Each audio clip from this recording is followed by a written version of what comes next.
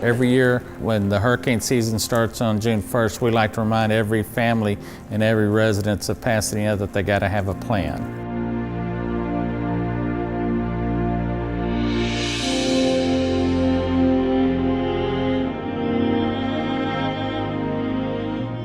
The plan is get together with your family, figure out what you're going to do if a storm comes this way. Make sure that you have all your oars in a row and ready to act should an event come this way that we need to evacuate for, or we don't need to evacuate for, but we need to have a plan.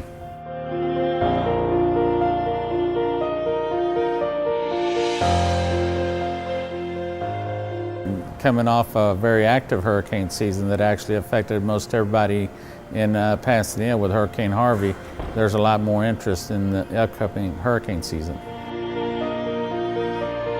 Today, I am very honored to introduce Tim Heller. This man here has won 4 Emmys covering hurricanes for us. Now, you can't win Emmys if you can't tell the truth.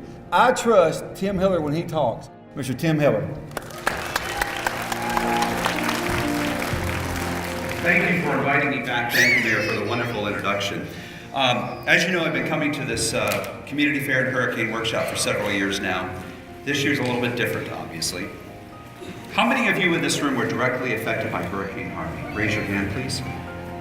Leave your hands up. Now, those of you that don't have your hands up, how many of you know someone who is directly affected by Hurricane Harvey? I think people suffer a little bit of PTSD from the storm, very real PTSD, because Harvey surprised us. I mean, we heard the forecast of 25 to 45, 50 inches of rain, but can we really comprehend what that does to a whole city? Do we know what that means in terms of flooding? And nobody really knew. You have to have a conversation with your whole family and include the kids so that they aren't scared when all of a sudden this big thing is coming in. But include the kids as a family, discuss, okay, what are we going to need? In fact, when my kids were young, we would take them to the grocery store with us and they'd get to pick out the food. I want to remind you, first of all, that this is unique. It's rare. It doesn't happen with every storm. Figure out what you would do as a family.